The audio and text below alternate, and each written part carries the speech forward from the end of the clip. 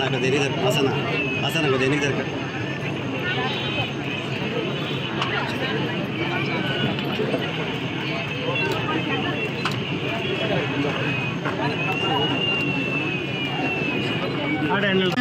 భూమి పూజ చేసిన రోజు నుంచి కరెక్ట్ గా సంవత్సరం అంటే సంవత్సరం రోజుల లోపలనే ఈ రోజు మనం ఇంత బిల్డింగ్ కట్టి ఇక్కడ దీన్ని ఓపెనింగ్ పెట్టినామంటే అది చిన్న విషయం కాదు. కేవలం మనము జగన్మోహన్ రెడ్డి గారి మన మీద కుప్పం మీద చూపిస్తున్నటువంటి స్పెషల్ ఫోకస్ వల్లనే ఇది మనం ఈరోజు సాధించగలిగామనేది చెప్పగలుగుతాము. అలాగే మన మున్సిపల్ చైర్మన్ డాక్టర్ సుధీర్ గారు నిరంతరం ఇక్కడే ఉండి ఖచ్చితంగా మనం ఒక పాయింట్ ప్రూవ్ చేయాలా, ఈ బిల్డింగ్ కట్టడం వల్ల పాయింట్ మనం మున్సిపాలిటీలో ప్రూవ్ చేయొచ్చు అని కేవలం డబ్బు కోసం రాజకీయం చేసేటటువంటి తెలుగుదేశం పార్టీ వాళ్ళ నుంచి ఈ రోజు ప్రజల అవసరం కోసం రాజకీయం చేసేటటువంటి పరిస్థితి మేము తీసుకొని వచ్చినడానికి మన 24వ వార్డు సయ్యద్ అలీ గారి వార్డులో మనం ఒక డ్రైన్ వేసినాం. 35 సంవత్సరాలుగా చంద్రబాబు నాయుడు గారు ఇక్కడ ఎమ్మెల్యేగా 3 సార్లు ముఖ్యమంత్రిగా పనిచేసినా కూడా కుప్పం మొత్తానికి కనీసం కాలువ కూడా దిక్కులేదు. ఆ కాలువని ఈరోజు వైఎస్ఆర్సీపీ వాళ్ళు కంప్లీట్ చేశారు చెప్పుకోవడానికి మేమందరం కూడా ఎంతో గర్విస్తా ఉన్నాము.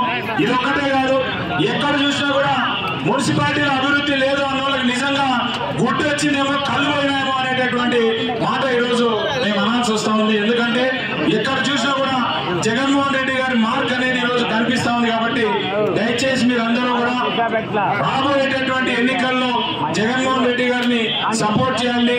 మళ్ళీ కూడా ఇక్కడ గెలిచేది జగన్మోహన్ రెడ్డి గారే. కుప్పం నియోజకవర్గంలో కూడా వైఎస్ఆర్సీపీ జెండా ఎగరేస్తామనేటటువంటి విషయాన్ని మీ అందరికి తెలియజేస్తూ మరి ఈ రోజు వైఎస్ఆర్ చేయూత కార్యక్రమం ఇక్కడ జరుగుతూ ఉంది.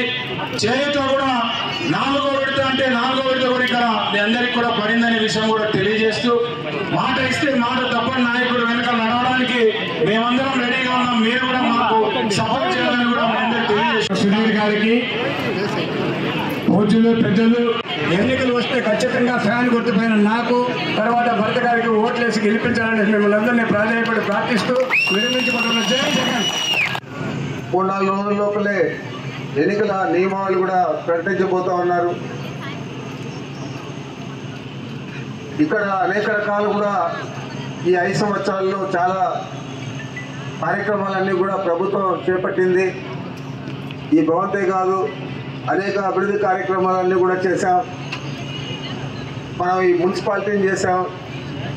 అంతకుముందు కుప్పం పట్టణం కేవలం ఒక పంచాయతీగా ఉండి అభివృద్ధి కార్యక్రమాలు ఏమి కూడా జరగకుండా ట్రైన్లు కానీ రోడ్లు కానీ ఏవి కూడా లేకపోతే మనం మున్సిపాలిటీ చేసిన తర్వాత ప్రత్యేకంగా 60 కోట్ల నిధులు కూడా తీసుకొచ్చి ఇక్కడ అభివృద్ధి చేస్తూ ఉన్నాం.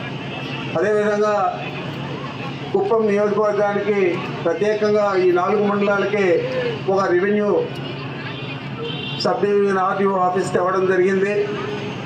అదేవిధంగా ఒక సబ్ డివిజన్ డిఎస్పీని కూడా ఇక్కడ తీసుకురావడం జరిగింది. ప్రత్యేకంగా ఈ 4 మండలాలకు మున్సిపాలిటీకి కలిపి ఇంకా చాలా అభివృద్ధి కార్యక్రమాలన్నీ కూడా గతంలో ఎప్పుడు జరగని విధంగా అన్నీ కూడా చేయడం జరిగింది. మీరందరూ కూడా చూస్తూ ఉన్నారు, పట్టణంలోనే నివాసం ఉన్నారు. మీరందరూ కూడా ఇక్కడే నివాసం ఉంటారు కాబట్టి గతంలో పోలిస్తే అభివృద్ధి జరిగిందా లేదా ఆలోచించేయాలి. మీరు దాదాపు 7 సార్లు ఇక్కడ శాసనసభ్యుడిగా పోటీ చేశాడు చంద్రబాబు నాయుడు, అంటే 35 సంవత్సరాలు. మరి ఏం చేశాడు? ఇక్కడ ఉంటే ముఖ్యమంత్రిగా 14 సంవత్సరాలు ఉన్నాడు. మిగతా సమయం అంతా కూడా ప్రతిపక్ష నాయకుడిగా ఉన్నాడు. మరి ఒక నియోజకవర్గాన్ని అభివృద్ధి చేయలేకపోయాడు. మరి ఈరోజు అంతర్జాతీయ నీళ్లు తీసుకొచ్చాం. ఇంత కరువు కాటకాల్లో ఉన్నా కూడా మనం పూర్తి చేస్తాం ఎన్నికల ముందు అని చెప్పి ఏదైతే జగన్మోహన్ రెడ్డి గారు గత సంవత్సరం చెప్పాడో ఆ విధంగానే నీళ్లు తీసుకొచ్చి మనం కుప్పం పట్టణానికి కుప్పం మండలాల్లో అన్నింటిలో కూడా తాగునీరుకి ఇవ్వాలని చెప్పి ఏదైతే కృషి చేశామో అదంతా కూడా ఫలించి ముఖ్యమంత్రి గారి వచ్చి ప్రారంభించడం జరిగింది. వక్రీకరించి రాస్తూ ఉన్నారు మీడియా వారంతా, ముఖ్యంగా ఈనాడు పేపర్. మరి ఆ రామోజీరావు వయసు మళ్ళీంది కానీ ఆయనకు బుద్ధి జ్ఞానం మాత్రం లేదు. నేను పలు మార్లు చెప్పాను, మీడియా ముందే చెప్పాను, అయ్యా రామోజీరావు గారు మీ దగ్గర ఉన్న సిబ్బంది చాలామంది ఇంజనీర్లు ఉన్నారు, చాలా ప్రాజెక్టులన్నీ కూడా మీరు చేస్తూ ఉన్నారు. మరి ఆ ఇంజనీర్లందరినీ పంపించి ఈ హంద్రీ నివాసాలు పూర్తి చేసామా లేదా, మొదటి నుంచి లాస్ట్ దాకా పరమ సముద్రం దాకా చూడండి అని చెప్పి నేను అనేక పర్యాలు చెప్తాను. మరి అది లేకుండా నీళ్ళు వచ్చాయి నిలిచిపోయాయంటే ఈ కరువు కాటకాల్లో కూడా ప్రతి ఊరికి నీళ్ళు అవసరం. అనంతపురం కరువు కాటకాల్లో ఉంది, కర్నూలులో కూడా వర్షాలు సరిగా లేవు. మరి అవన్నీ దాటుకొని మన కుప్పం దాకా తీసుకొచ్చామంటే మరి పట్టుదలగా ముఖ్యమంత్రి గారు చెప్పిన మాట మీద తీసుకొచ్చాం తప్ప వర్షం వస్తే ఈసారి అన్ని చెరువులు కూడా నింపుతాం. దాదాపు 110 చెరువులు పల్మనేరు కాన్స్టిట్యున్సీ మళ్ళీ కుప్పం కాన్స్టిట్యున్సీలో ఈ 2 నియోజకవర్గాల్లో 110 చెరువులు నింపేదానికి మేము ఇప్పుడు గేట్లు కూడా పెట్టాం. నీళ్ళు వస్తే ఆ గేట్లు తీసేస్తే ఒక రోజులోనే నిండిపోతాయి. ఇప్పటికే 3 చెరువులు నిండాయి. ఇంత లోపల ఏదో ఇష్టం వచ్చినట్లు రాస్తా ఉన్నారు. మీరందరూ కూడా గమనించారు పూర్తి అయిందా లేదా. మరి ఇంతగా పూర్తి చేసి కూడా మరి పత్రికల్లో కొండంతలుగా రాస్తూ ఉన్నారు. మరి ఈరోజు జగన్మోహన్ రెడ్డి గారు ఎన్నికల ముందు ఏం చెప్పాడు మనకు, 2019 ఎన్నికల ముందు అవన్నీ అమలు చేశాడా లేదా. అదే చంద్రబాబు నాయుడు 2014 ఎన్నికల ముందు ఏం చెప్పాడు, దాదాపు 600 హామీలు ఇచ్చాడు, 100 పేజీల మేనిఫెస్టో. ఏదైనా అమలు చేశాడా? ఏదైనా పూర్తిగా అమలు చేస్తే ఆ రోజు మీ మహిళా సంఘాల రుణాలన్నీ కూడా రాష్ట్ర వ్యాప్తంగా 14,200 కోట్లు. మరి ఈరోజు ఎందుకు మనం 25,570 కోట్లు ఇస్తా ఉన్నాం? వడ్డీకి వడ్డీ అయ్యి అవన్నీ కూడా మీ అకౌంట్లన్నీ కూడా ఎన్పిఏలు అయిపోతే వాటినన్నింటినీ కూడా ఈరోజు తీసుకొచ్చాం. 60,000 లోపల ఉన్నారు, వారందరికీ ఎస్సీ ఎస్టీ బీసీ మైనారిటీలకంతా కూడా 75,000 చొప్పున 4 విడతల్లో ఇస్తారని చెప్తే 4వ విడత కూడా ఇవ్వడం జరిగింది. మొత్తం అంతా కూడా 5,000 కోట్లు ఈ చేయూతకి ఇవ్వడం జరిగింది. మరి ఈ విధంగా చెప్పిన మాట ప్రతిదీ కూడా జగన్మోహన్ రెడ్డి గారు అమలు చేశాడు. ఈ 5 సంవత్సరాల్లో ఎన్నికల హామీలన్నీ కూడా పూర్తిగా నెరవేర్చాడు.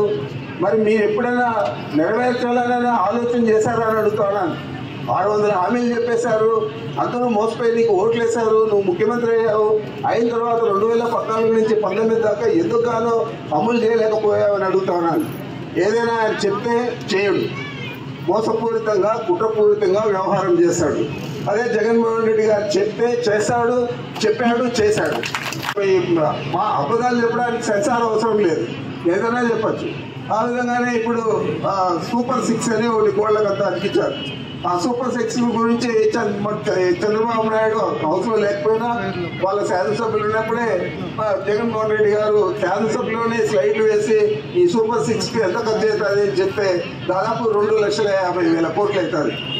మీరు 14,200 కోట్లు మహిళా సంఘాల రుణాలే మాఫీ చేయలేకపోయినప్పుడు 2,50,000 కోట్లు ఖర్చు పెట్టి ఎన్నికల హామీలను నెరవేరుస్తామని సూపర్ 6 అడుగుతా ఉన్నాను. ఇంకా రాబోయే రోజుల్లో ఇంకొక మేనిఫెస్టో ఇస్తారంట. అప్పుడు మొన్న జగన్మోహన్ రెడ్డి గారు కూడా చెప్పారు, ప్రతి మహిళకు కేజీ బంగారు ఇస్తా అంటాడు, ప్రతి రైతుకు ఒక బెంచ్ కార్ తీసిస్తా అంటాడు, ప్రతి నిరుద్యోగికి నీకు ఇంటికి ఒక ఉద్యోగం కాదు నిరుద్యోగులందరికీ ఉద్యోగం ఇస్తాను, ప్లస్ ఒక మోటార్ సైకిల్ కొని ఇస్తానంటాడు. ఇవన్నీ అమలు చేస్తారా? చేయరా? చెప్పినవి ఎప్పుడైనా చంద్రబాబు నాయుడు నెరవేర్చాడా? ఇప్పుడే కాదు, 2014 ఎన్నికల ముందే కాదు, 19 వాళ్ళ మామకు వెన్నుపోటు పొడిచి ఆయన ముఖ్యమంత్రి అయినప్పుడు ఆ రోజున్న ₹2 కేజీ బియ్యాన్ని ₹5.25 చేశాడు రామారావును దించేసిన తర్వాత. ఆ రోజున్న మద్యపాన నిషేధాన్ని మా ప్రభుత్వం ఆర్థికంగా ఇబ్బందుల్లో ఉంది, మేము నడపలేము ఈ ప్రభుత్వాన్ని, అంచేత నేను మద్యపాన నిషేధాన్ని ఎత్తేస్తానని చెప్పి ఆ రోజు రామారావు గారు మహిళల కోసమే పెట్టాడు. మీ భర్తలంతా తాగి చెడిపోతూ ఉన్నారు, వీళ్ళందరినీ కూడా ఆర్థికంగా ఇబ్బంది పడిపోతూ ఉన్నాయి మీ కుటుంబాలంతా, అంచేత మద్యపాన నిషేధం పెట్టారని చెప్పి ఆ రోజు రామారావు గారు పెడితే ఆయన దించేసిన తర్వాత ఆయన 3 నెలల్లోనే ఆర్థిక ఇబ్బందులు అని చెప్పి మద్యపాన నిషేధాన్ని ఎత్తేయడం జరిగింది.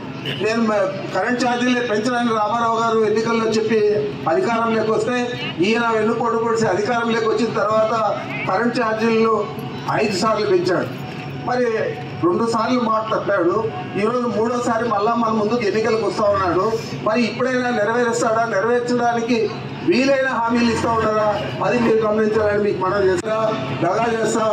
వీళ్ళందరికీ కూడా తప్పుడు మాటలు చెప్పి అధికారంలోకి వచ్చిన తర్వాత మళ్ళా మన యథాప్రకారంగా మన పని మనం చేద్దాం అనుకుంటున్నాడు తప్ప చిత్తశుద్ధితో మనం చేయాలా, పేదలకు అందరికీ కూడా న్యాయం చేయాలా అని ఆలోచన చేయడం లేదు. మీకు తెలిసి ఈరోజు కులం, మతం, ప్రాంతం లేదా మా ఓట్లేసారా లేదా ఏది కూడా చూడకుండా జగన్మోహన్ రెడ్డి గారు కేవలం పేదరికాన్ని కొల్లబద్దగా తీసుకొని అన్ని సంక్షేమ పథకాలు అందరికీ అందజేస్తూ ఉన్నారు. ఈరోజు చూస్తే 1వ తేదీ వస్తే అది పండగ, ఆదివారమా లేకపోతే సెలవు దినమా చూడకుండా 1వ తేదీ వస్తానే 5 గంటల కల్లా మీ తలుపు తట్టి పెన్షన్ ఇచ్చే పరిస్థితి మన ప్రభుత్వం చేస్తాం. అది కూడా 3,000 దాకా ఇస్తాం. అదే రకంగా ఈరోజు 32.5 లక్షల పట్టాలు, ఇళ్ల పట్టాలు మహిళల పేరుతోనే మహిళలకే ఇవ్వడం జరిగింది. 22 లక్షల ఇండ్లు మంజూరు చేస్తే ఇప్పటికే 16 లక్షల ఇండ్లు పూర్తయ్యాయి. ఎప్పుడైనా ఇంత పెద్ద ఎత్తున ఆలోచన చేశాడా చంద్రబాబు నాయుడు గారు అని అడుగుతున్నాను. మరి మీ నియోజకవర్గంలో కూడా, ఈ కుప్పంలో కూడా ఎన్ని ఇండ్లు ఇచ్చామో మీ అందరికీ తెలియదా అని నేను అడుగుతా ఉన్నాను. మరి ఇలా ప్రతిదీ కూడా ఆలోచన చేసి పేదల కోసం పనిచేసేది మనమైతే, మన ప్రభుత్వం అయితే, జగన్మోహన్ రెడ్డి గారు అయితే, చంద్రబాబు నాయుడు చెప్తాడు చేయడు.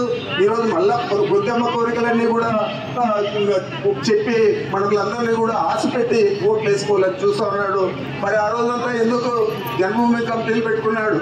ఎందుకు జన్మభూమి కమిటీలు గ్రామ స్థాయిలో, మండల స్థాయిలో, జిల్లా స్థాయిలో పెట్టుకొని ఆ రోజు ఆ కమిటీల ద్వారా ఇచ్చే 1 పెన్షన్ లేదా 1 ఇల్లు కేవలం ఆ పార్టీ కార్యకర్తలకు లేదా ఆ జన్మభూమి కమిటీ సభ్యుల బంధువులకు లేదా వాళ్ళకి ఎవరు డబ్బులు ఇస్తే వాళ్ళకి ఇచ్చారు తప్ప ఈరోజు మాదిరి పేదరికాన్ని చూసి ఏది చూడకుండా హక్కులేని ప్రతి ఒక్కరికి ఇచ్చే పరిస్థితి గతంలో చంద్రబాబు పాలనలో ఉండేదా అని అడుగుతున్నాను.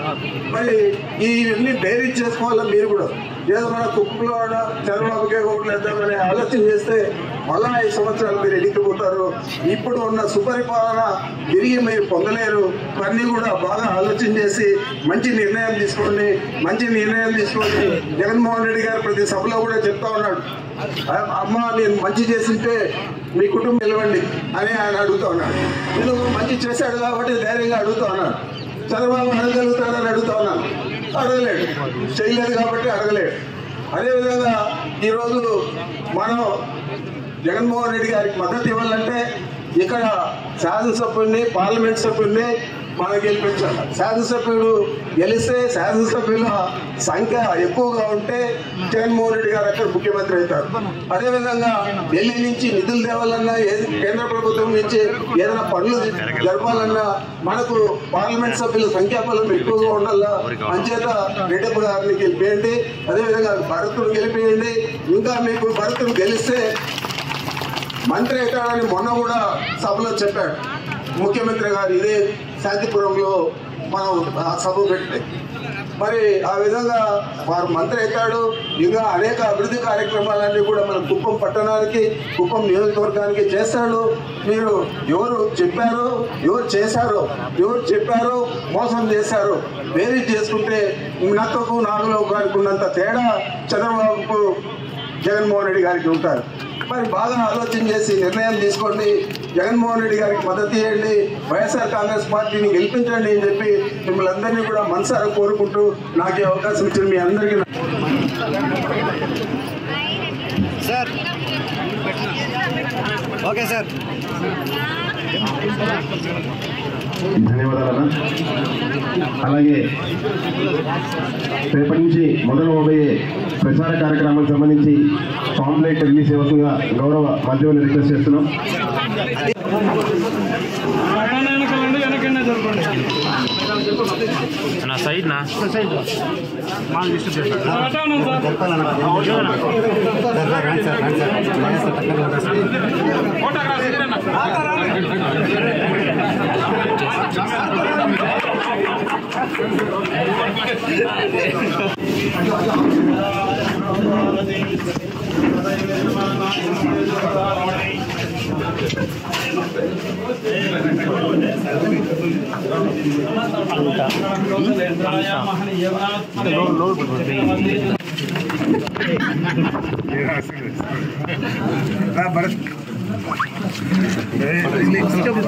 లోగోలు అన్నీ వస్తుందా?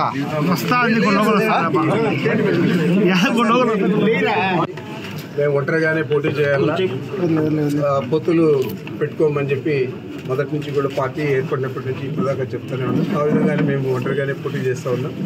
మరి చంద్రబాబు నాయుడు గారు పొత్తులు లేకుండా ఆయన కనీసం నిలుచుకునే పరిస్థితి లేదు. పెంచేదంటే ఊదకట్టి ఎవరికి అవసరం?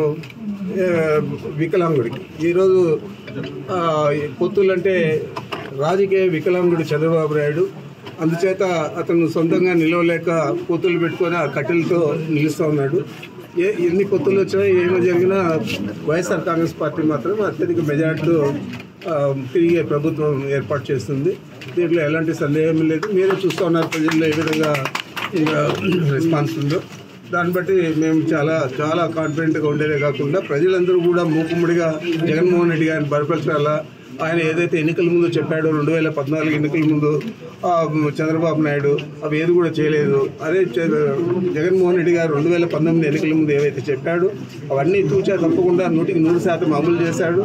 ఈరోజు అమలు చేసిన భరోసాతోనే మా శాసనసభ్యులు కానీ పార్లమెంట్ సభ్యులు కానీ మేము ప్రతి ఇంటి ముందుకి పోయి కూడా మాకు ఓట్లు వేయండి, మమ్మల్ని ఆశీర్వదించండి, జగన్మోహన్ రెడ్డి గారిని ముఖ్యమంత్రిని చేయండి అని అడిగే భరోసా మాకు కల్పించాడు.